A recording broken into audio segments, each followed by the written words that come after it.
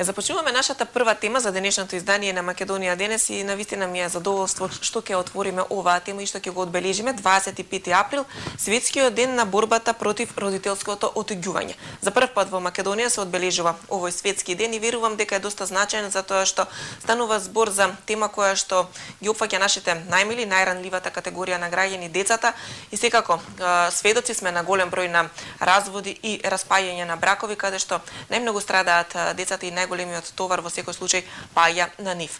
Што представува родителското отуѓување? Каква форма на насилство може тоа да роди врз децата и оние кои што страдаат во периодот кога двајцата родители се разделуваат? Секако ќе разговараме во текот на денешната емисија и верувам дека ќе допринесеме да размислите на оваа тема и да се вклучите во одбележувањето на светскиот ден на борбата против родителското отуѓување, ден секако денес 25 април, кој што ќе се одбележи со граѓански собир пред Собранието на Република Македонија, но многу повеќе за сето ова во денешното издание на емисијата ќе разговараме со Наум Рибаровски и Наташа Стојчевска. Добро утро и добре дојдовте. Добро утро.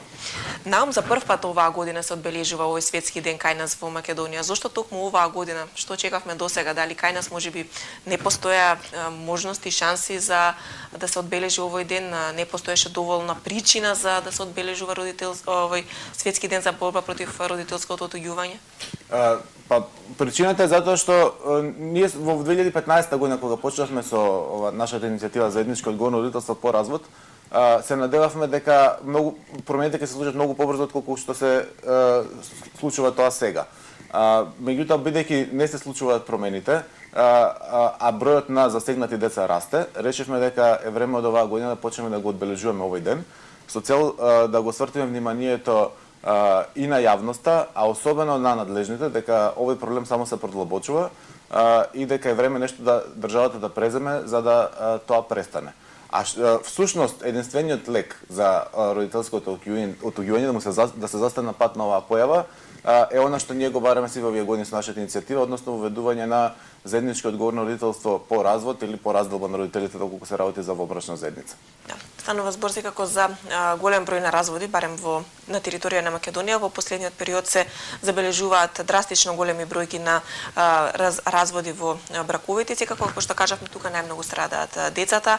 Вниманието кое што по разводот секако ќе го добијат од двајцата родители, досега не е еднакво. Еве, Наташа го има мотото на незината мајца: 5 од 30 дена не е еднаквост. Да, токму така. Значи, ако во време каде што бараме да бидеме еднакви сите помеѓу себе, зборам и мажите и жените, и доколку дојде вистина време каде што вистина е потребно да сме еднакви, зошто кога станува збор за најмилите, најважните и единствените кои што сите нас не движат во животот и не мотивираат и не исполнуваат со љубов и ни се насока како да сакаме, зошто тогаш во тој случај не сме еднакви. Значи, не може кога детето ќе се роди од двајца родители, маж и жена, и доколку тие се во брак е све во ред и можат и двајцата подеднакво му посветуваат време на детето и детето има таа можност да ја ужива и љубовта и вниманието од двајцата родители подеднакво. Зошто? Откако ќе се разведат, да се скрати таа можност, да се осакати детето, морам така да се изразам, да нема можност да биде подеднакво и со двајцата родители, и со семејствата на двајцата родители, да нема време за повеќе внимание од двајцата родители. Едноставно сметаме дека би требало да има равноправност и во тој аспект. Значи, не можеш да бидеш родител со 5 дена во неделата. Ова е едно од малце подобрите решенија кои што членовите на нашата иницијатива ги имаат. Обично има 2 часа во неделата, 2 часа во месецот, не знам, за викендите по 2 нецели дена и тоа секој втор викенд. Мислам, тоа не е еднаквост. Тоа дефинитивно не е еднаквост. Како можеме да го дефинираме родителското отуѓување? Родителското отуѓување е најстрашната последица од сегашниот еднородителски систем по развод. Всушност тоа е психолошка манипулација со децата и како резултат на таа психолошка манипулација децата го отфрлаат едниот родител како последица на организирано влијание од страна на другиот родител или на другите поблиски роднини. овој тип на манипулација е страшен затоа што остава страшни последици врз децата кои што не се веднаш видливи. Од разговорите со стручните лица дознавме дека всушност овој тип на манипулација многу често не се гледа веднаш, се гледа кога децата ќе стигнат во пубертет, во адолесцентска возраст и така натаму, и тогаш одеднаш сето тоа излегува на површина.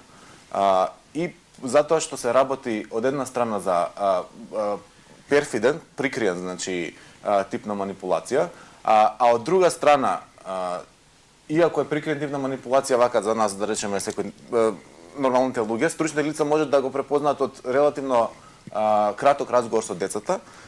Затоа уште еднаш повикуваме дека државата е крајно време да преземе нешто, бидејќи пред наши очи гледаме како деца се манипулираат, како врз деца се оставаат трајни последици, а сето тоа лесно може да се превенира. Како се манифестира родителското отуѓување? Кажавте дека тоа најчесто и најдобро се приметува во периодот на адолесценција.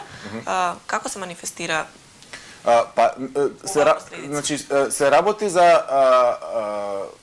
комплетно отфрлање на едниот родител од страна на детето.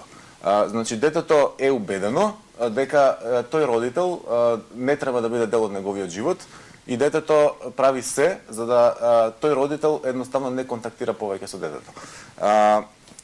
Всушност, она што сакам да го нагласам е дека ваквиот тип на однесување на детето е исклучиво последица на сегашниот еднородителски систем, односно систем каде што едниот родител е родител со полн капацитет, како што ние го имаме родител од прв ред, додека вториот родител, родителот од втор ред, е тој што нема ни доволно време со детето, нема ни доволно можност да му покаже својата љубов, што става простор за родителот од прв ред да има неограничено влијание врз детето. Тоа неограничено влијание во дадени ситуации се злоупотребува и се врши оваа манипулација со децата како што ја спомнав. Но често законски се добива, едниот родител добива, како што кажавме, само еден ден, можеби во неделата или неколку часа, да може да го гледа во лично присуство детето. Да. Тоа не е законски, тоа е, да речеме, спогодбено. Не.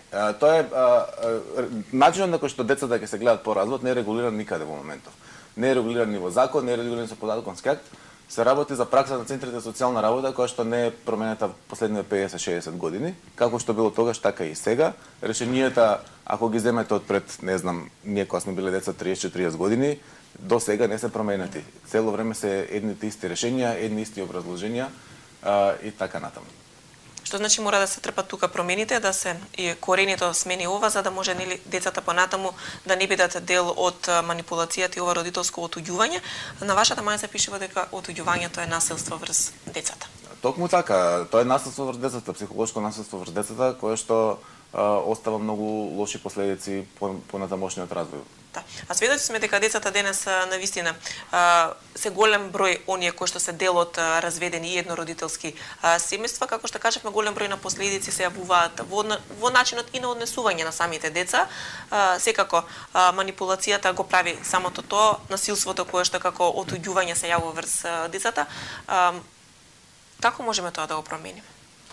Па со предлозите кои што ние ги бараме фактички. Значи треба да знаеме сите и да донесеме закон каде што законот, само да додадам, законот вели дека двајцата родители се подеднакво родители. Меѓутоа не е доречен. Затоа што праксата веќе нешто друго, се случува во пракса нешто друго. Тие двајцата се родители, меѓутоа детето се доделува на едниот, во пракса се носат решенија во кои детето е повторно повеќе со едниот и во тој случај целата работа се движи во тој правец. Значи ние бараме да се смени сето тоа. Значи двајцата родители и по развод делба да останат подеднакво родители со сите своји права и обврски и одговорности посекако. И децата да имаат пристап, непречен пристап и до двајцата родители подеднакво, доколку е тоа можно, доколку се во изград, и со семејствата на двајцата родители подеднакво. Едноставно, замислете, малце ќе пластифицирам, доколку на дрвото му ги сечеме корењата од едната страна, дали тоа дрво ќе продолжи да се развива во ист правец, односно во иста насока како и до моментот додека сите корења му биле здрави. Со сегашниот систем токму тоа се случува. Ние се залагаме за безбедно детство и за безбедна иднина на нашите дечиња и внучиња. Да, вашата граѓанска иницијатива за заеднички одговорно родителство по развод секако дека работи на промените кои што треба да дојдат. Кои се заложбите кои што сега конкретно ги превземате одбележувајќи го овој светски ден? Ке се обратиме до Собранието и до владата на Република Македонија. Од Собранието ќе побараме јавна расправа на оваа тема, бидејќи условите се созрени за такво нешто. Имаме консензус во општеството, имаме сите стручни лица кои што работат на оваа тема. Тука зборам пред се психолози и правници. Се сложни дека овие промени што ние ги бараме е време да се случат. И поради тоа би било добро во законодавниот дом пред пратениците да се изложат проблемите и да видиме што мислат пратениците, дали треба да се менува нешто или не. Исто така ќе се обратиме до владата на Република Македонија со заложба да дури пред да се случат законските промени, бидејќи тоа е процедура која што веројатно ќе потрае, да се промени праксата. И сегашниот закон за семејство, ваков како што е недоречен, остава простор да се сменат работите до некаде, во смисол најмногу да се променат решенијата кои што центри за социјална работа ќе ги носат. Значи да се прошири видувањето со децата на некој ниво од 120 до 180 дена годишно, како што е тоа пракса во државите кои што имаат заедничко родителство, но и да се променат низа на неправилности во целата таа постапка, како на пример ќе спомнам ние она што го бараме ние да се снимаат разговорите во центарот за социјална работа, бидејќи нема запис од тоа што се случувало. Бараме наодот и мислењето врз основа на кои службениците во центарот за социјална работа одлучуваат да бидат достапни на родителите, не како до сега да пишува вршењето има наоти мислење кое што никој не го видел. Да се промени начинот на испитување на децата, значи децата кога ќе се испитуваат да бидат испитувани или во присуство на родители или без присуство на родителите, затоа што сега во моментов се случува да детето е однесено на испитување од страна на еден родител, знае што треба да каже и многу често се случува да самото дете е употребено како алатка против самото себе. Деца кои што можат да расудуваат, но што станува збор за деца кои што се релативно мали и кои што се уште не можат да дадат свој став. За малите деца нормално нема. Тука веќе се формира мислењето, да. И затоа е потребно практично и на тие деца да им се помогне така што ќе се сменат правилата на игра. Затоа што до сега моментов никој не ги прашува децата. А децата се најпогодени од тоа што се случува сега. Тие 2 сати месечно со едниот родител или гледање еднаш во 10 дена, тоа прави повеќе штета за детето отколку што има корист. Да, поголема забуна во секој случај, никогаш повеќе време се поминува со пријатели, луѓе кои што не се дел од семејството и тука се стекнува некоја многу тешка состојба за детето да правилно расудува кој што е во неговиот живот. Како што кажавме, децата, оние бар најмалите не можат да расудуваат, а потоа веќе како растат, тие веќе ја немаат таа представа за едно целокупно семејство и присуство на 20 родители во неговиот живот. Да, доста цинично морам да се надоврзам. Доста цинично е. Родителите од нашата иницијатива имаат ограничен пристап до своите деца и своите внуци, додека секој друг има пристап до нивните деца слободно во секое време и неограничено, можам слободно да кажам. Значи, пријателите на родителот од другата страна, пријателите на новиот партнер на родителот кој што е на кој што му е доверено детето на воспитување и чување, дечињата на нивните пријатели, сите имаат слободен пристап до нашите деца, само родителите од оваа иницијатива имаат ограничен пристап. Често родителите во повеќе случаеви дури на некој начин суптилно изведен од другиот родител се доведени во ситуација да не смеат да ги посетуваат своите деца во школа или во градинка или да се да прашаат како им се децата и како им е поведението, затоа што потоа тоа може да биде злоупотребено. Родител како да не постои во тој случај. Токму така.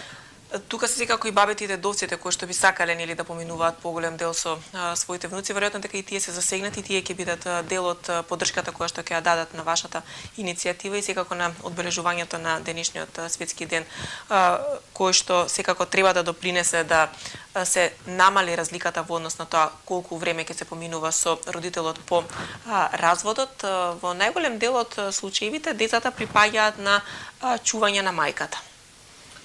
Па да, со тоа што мора да се истакне дека постои таа полова сегрегација при одлучувањето и децата навистина во 95% од случаите одат кај мајката.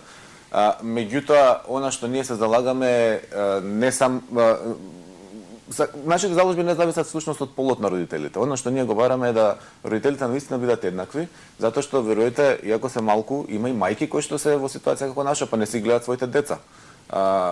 Така да, дали се работи за мајка или за татко, независно, мора да се престане со таа пракса на подела на родител од прв ред и родител од втор ред. Тоа е штетно пред се за децата. Било кој родител да му го тргнеш на детето, тоа пати. Од било кој родител детето да се отуги, тоа остава трајни последици врз него. Затоа крајно време да се направат овие промени и онака цело време во општеството се збори за родова еднаквост и така натаму. И ова што ние го бараме е чиста родова еднаквост. Значи, и ова е тоа што треба да се случи за да сите родители бидат еднакви и особено сакам да нагласам, бидејќи често се соочуваме со отпор, да речеме, од соодветни женски организации, зарем не се случуваше во изминатите децении токму тие женски организации да ги слушаме дека бараат да нели мажите преземат повеќе улога во воспитувањето и одгледувањето на децата. За да тие нели имаат повеќе време за кариера, за дружење, образование и така натаму. Еве сега се случува тоа и очекуваме полна поддршка да навистина сите родители без оглед на полот бидат еднакви. Да, и тоа се со една цел за да децата растат правилно и да се развиваат во навистина здрави личности кои што ќе можат правилно понатаму во текот на животот и да расудуваат и да се однесуваат. Верувам дека ќе наидете на голема поддршка во однос на граѓаните, сите оние кои што се директно засегнати од ова родителско отуѓување, сето она што секако тоа може како последица да го допринесе потоа на генерациите кои што следуваат. Денеска ќе има ли начин како ќе може да искомуницираат можеби граѓаните со вас? На кој начин може да се приклучат во вашата иницијатива, можеби да дадат насока и како и тие би сакале некои промени да ги направат или нивно мислење? Да, значи нашата иницијатива е отворена за сите, ние и онака многу ја проширишме група во овие 3 години како што делуваме. Секако дека сите граѓани кои што сакаат да дадат поддршка се добре денеска пред собрание од 17:30 часот. Може да дојдат да се запознаеме и нема некоја посебна формалност како треба да се приклучат на иницијативата, едноставно доволно да се запознаеме и да позборуваме за нивниот случај, да им помогнеме ако можеме и буквално секој денеска е добре дојден да даде поддршка да оваа девијантна појава ја искорениме. Да, јас се надевам дека секако ќе имате голема поддршка и дека ќе се искоренат сите овие појави, дека децата ќе можат и по разводот имаат двајца родители со кои што подеднакво ќе одат и на одмор, со кои што подеднакво ќе одат и на ручек, со чии што баби и дедовци ќе поминуваат навистина подолго време, како со едните така и со другите. Меѓусебниот договор доколку не постои помеѓу родителите, не треба да ги отуѓува децата нели од семејството, а во најчест и најголем број случаеви тешко е да се добие до меѓусебен договор од X причини поради кои што се разделуваат мажот и жената. Па да, имаме и статистика на таа тема, значи само некаде околу 26% од разводите се договорни. Всушност во останатите разводи не се договорни. А кога се работи за гледањето со децата, всушност сегашниот систем е самиот тој што спречува да дојде до договор. Затоа што едниот родител кога знае однапред дека е фаворизиран и дека што и да направи, не може да изгуби таа фаворитска улога, да остане родител од прв ред, всушност нема интерес да се договара и напротив, спремен е да ги злоупотреби државните институции нивната пракса за да се одмазди на другиот родител, а не земајќи во предвид дека всушност во средината на сето тоа се децата. Зашто децата се тие кои што патат и децата се тие кои што ќе имаат најголеми последици од таквата поставеност на работите. А не треба да бидат оружје со кое што родителите ќе се борат еден против друг, всушност треба да бидат тоа што ќе ги смири, ќе ги задржи односите, секако ќе работат врз развојот и растот и правилниот напредок на нивните деца, да се гордеат нели на крај и едниот и другиот родител. Знам дека и има голем број на луѓе кои што во моментов не следат и оваа тема ги засега, затоа ќе ви се заблагодарам што дојдовте и што ја покренувате оваа иницијатива. иницијатива. Верувам дека ќе имате поддршка и дека што повеќе ќе можат родителите да најдат заеднички јазик и на еднаков начин да се грижат и по разводот за своите деца. Дали едно, две, три, колку и да се, сите треба да имаат во секој случај еднаква можност да се дружат и со едниот и со другиот родител и секако да го прифаќаат воспитувањето од двајцата во текот на понатамошниот живот. Ви благодарам. Благодарам и на вас. Да. Драги гледачи, тоа беше нашата прва тема со која што верувам дека го задржавме вашето внимание и ве поттикнавме да размислите и да се приклучите можеби кон ова иницијатива, да се направат промени, затоа што децата заслужуваат да имаат двајца родители и по разводот децата заслужуваат да живеат спокојно, мирно, без трауми, без насилство врз нив и да не бидат манипулирани и користени за целите на брачните парови кои што се разделуваат и кои што се разидуваат во текот на животот. Ви благодарам за вниманието во овој прв дел од разговорот. Тука следува музичка пауза, а потоа ги гледаме најновите вести од Македонија и од светот, за да се вратиме повторно во студиото на Македонија денес.